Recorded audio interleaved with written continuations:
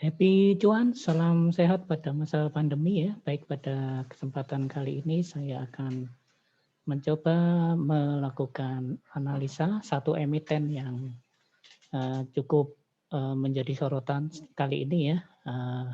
Sebuah BUMN batubara yang bernama PTBA, perusahaan tambang Bukit Asam ya. Jadi seperti kita ketahui, harga batubara mulai menggeliat ya karena kebutuhan batubara yang demikian besar di dalam negeri maupun di luar negeri ya, seperti di China.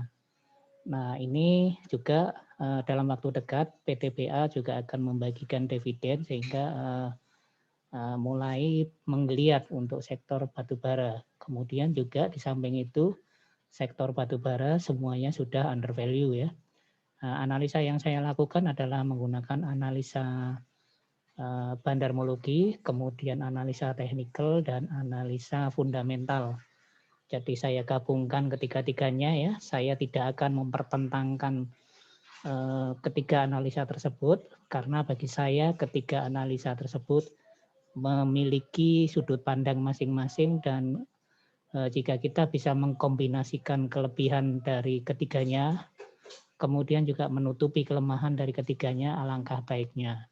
Jadi saya tidak mau ikut-ikutan influencer yang saling bertentangan merasa analisa yang digunakan lebih baik daripada yang lainnya, menjelek-jelekkan yang lainnya. Saya akan menggunakan Stockbit Pro ya. Stockbit Pro adalah salah satu fitur atau alat untuk tool untuk analisa yang berbayar ya. Kalau tidak berbayar adalah Stockbit saja, tapi banyak fiturnya yang tidak bisa diakses. Jadi kalau Pro itu berbayar, bisa melanggan secara bulanan maupun triwulanan atau 1 tahunan, ataupun jika ingin free lifetime itu bisa menjadi nasabah Sima Sekuritas dengan catatan equity minimal yang ada di sekuritas tersebut minimal 5 juta ya. Baik, saya tidak di-endorse oleh Stockbit Pro, tapi saya merasa Stockbit Pro sangat bermanfaat buat analisa saya ya. Saya sering melakukan analisa menggunakan Stockbit Pro.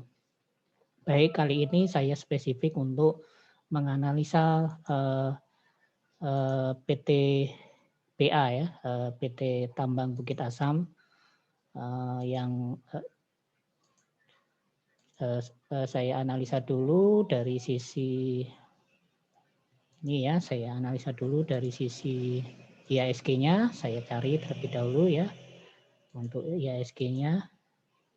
Nah, ini ya IHSG sudah tertayang ya.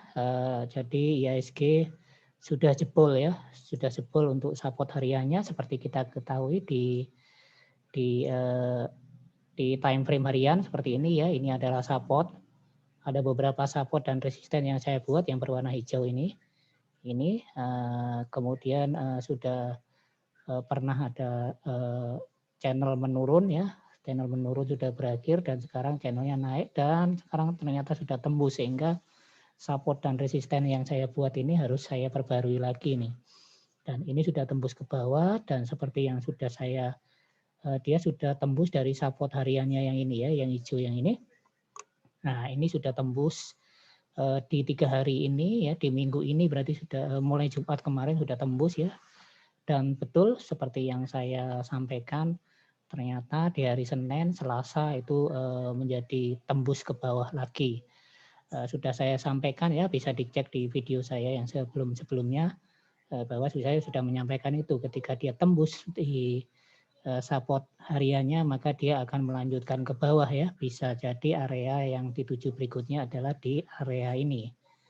Di area 5.700-an ya, bisa sampai ke 5.700-an. Oke, jadi kita perlu siap-siap ya Bapak Ibu, sudah saya sampaikan jangan terlalu memburu membeli banyak-banyak karena akan semakin turun ya IHSG-nya ya. Coba kalau kita lihat secara monthly ini ya, secara monthly sebenarnya channelnya masih channel naik ya.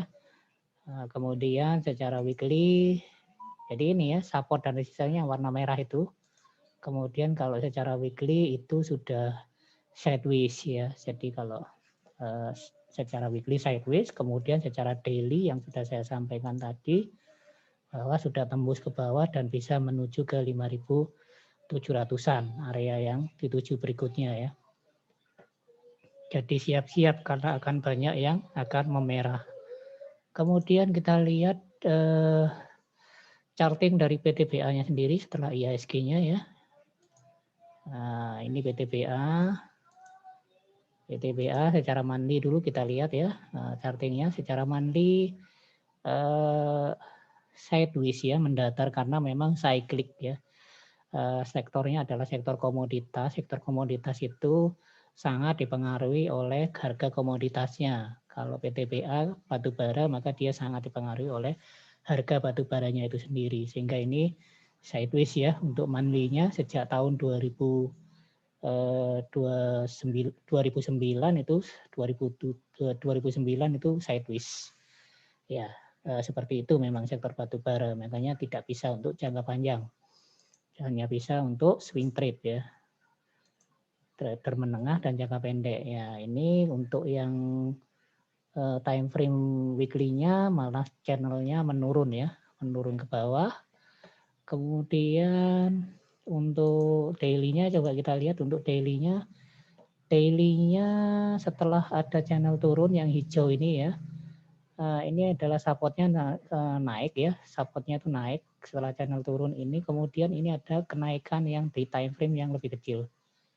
Jadi coba kita lihat ya, channelnya yang berwarna support dan resistennya itu yang berwarna hijau ini dia naik dan ini hampir tembus ke support hariannya ya. Support hariannya hampir ditembus, ternyata di penutupan pada jam 15.19 ini belum tembus ya. Kita tunggu berarti besok semoga tidak tembus. Kalau tembus maka dia akan menuju ke bawah ini ke zona 2.380-an. Ya seperti itu. Ya untuk kemudian ini secara teknikal. Kemudian kita lihat bandarmologinya. Hari ini ada peak distribusi ya yang dilakukan oleh top 1, top 3 dan top 5. Average-nya adalah peak distribusi. Yang 3 besar yang melakukan pembelian adalah BG, GR dan ZR. Kemudian 3 besar yang melakukan penjualan adalah BK, HD dan RX ya. Coba kita lihat ini ya, ini adalah bandar movement-nya. Bandar movement-nya, bandar melakukan distribusi ini. Kemudian ini bandar value-nya, bandar value juga terlihat ada distribusi dan foreign flow-nya juga sama distribusi. Coba kita lihat dari jangka waktu yang lebih lebar. Kita cari sebulan, seminggu dulu. Coba kita lihat. Seminggu kemarin sebenarnya netral ya, netral dan ada sedikit akumulasi malah. Bandar yang 3 besar yang melakukan pembelian adalah YU, SQ, dan AZ. Kemudian yang banyak melakukan penjualan adalah CC, AK, dan YP. Ya. Itu secara seminggu. Kemudian coba kita lihat sampai dengan awal tahun 2001 ya. Tanggal 4 berarti coba kita searching.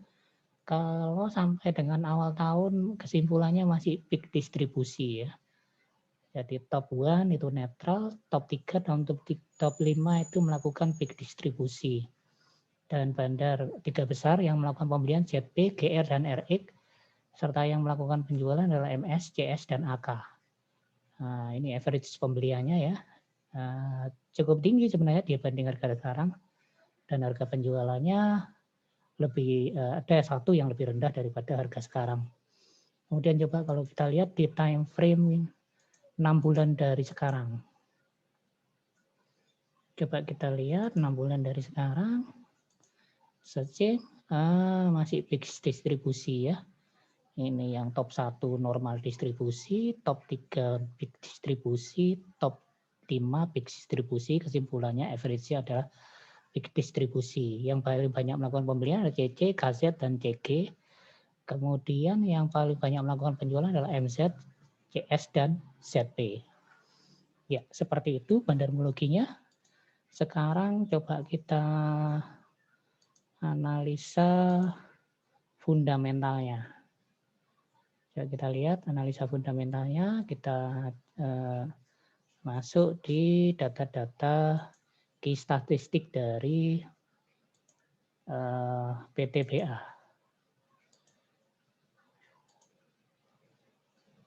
Baik, mana ya?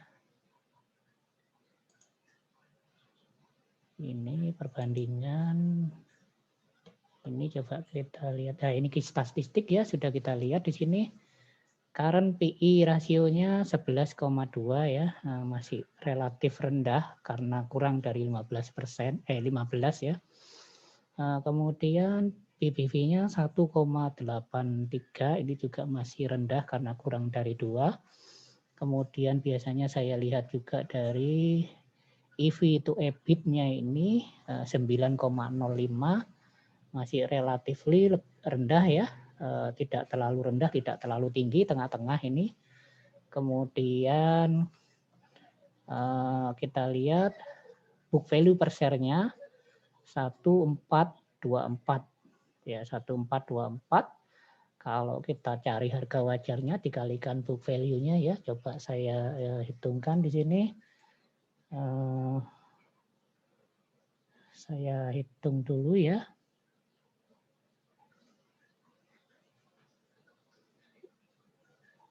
Saya hitung di sini book value per share-nya 1424 dikalikan 1,83. Harga wajarnya adalah di 2.600-an.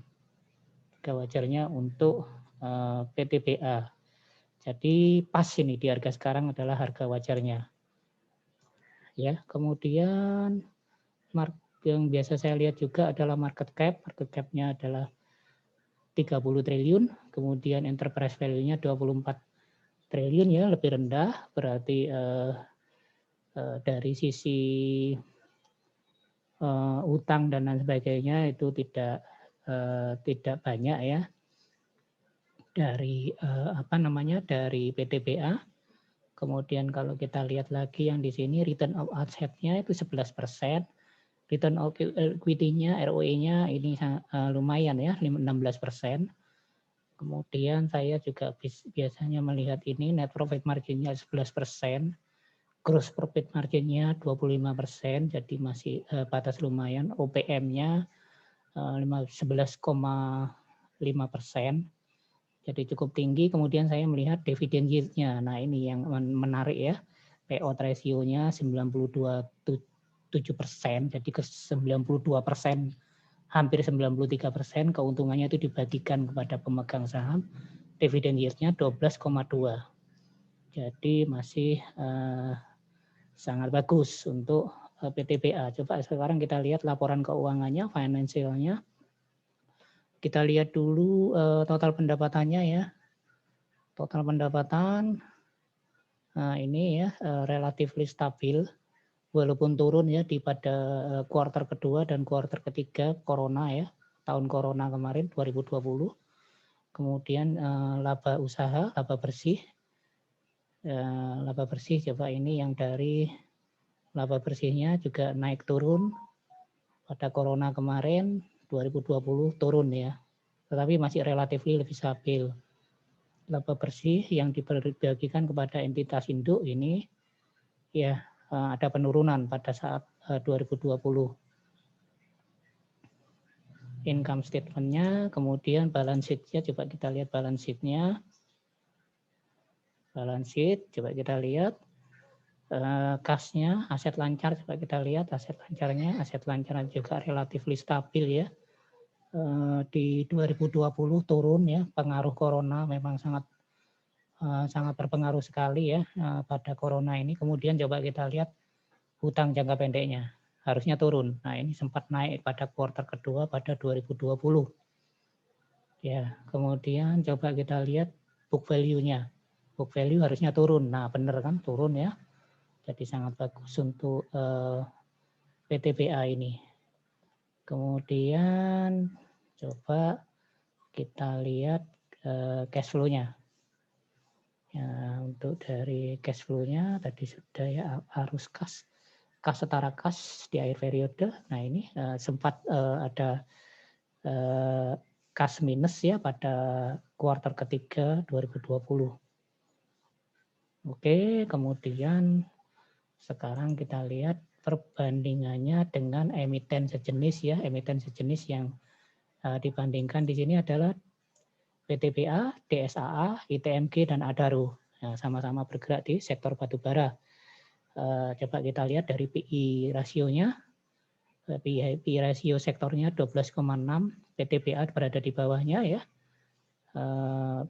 Lebih rendah, lebih bagus ini. Dan untuk PI rasio paling bagus PTBA. Kemudian book value sektornya 1,57, PTBA 1,83. Ya, paling rendah adalah ITMG, paling rendah adalah Adaro, kemudian ITMG, baru PTBA, jadi peringkat ketiga PTBA di sini.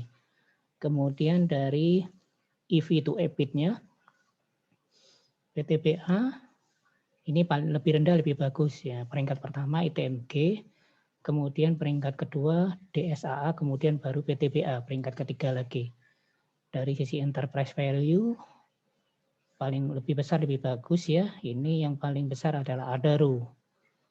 Ya, kemudian GPM-nya, gross profit margin-nya, PTBA, peringkat kedua setelah DSAA.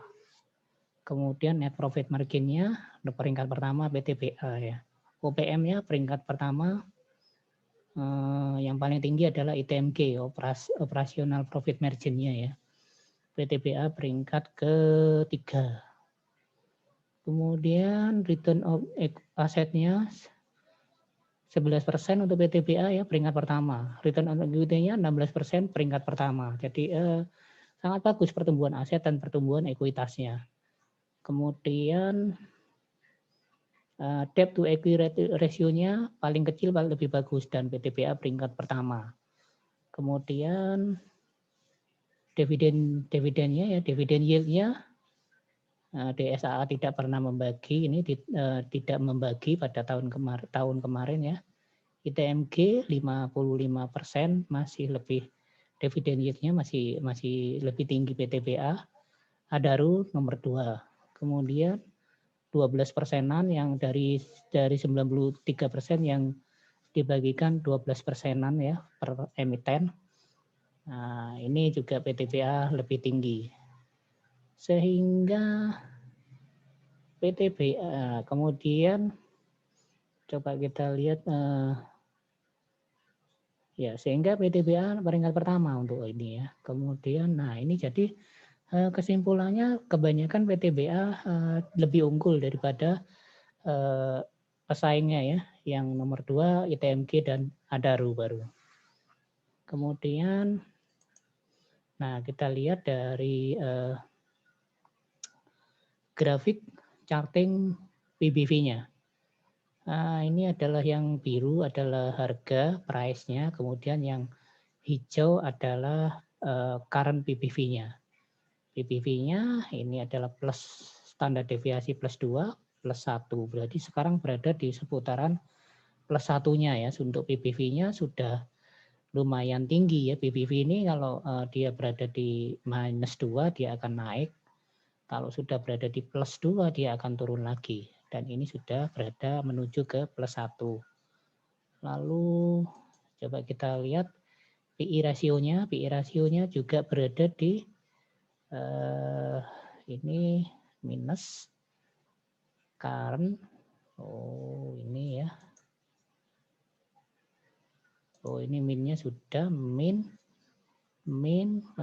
minus 2 yang belum ada. Coba saya tambahkan yang minus 2 ini untuk yang PI minus 2.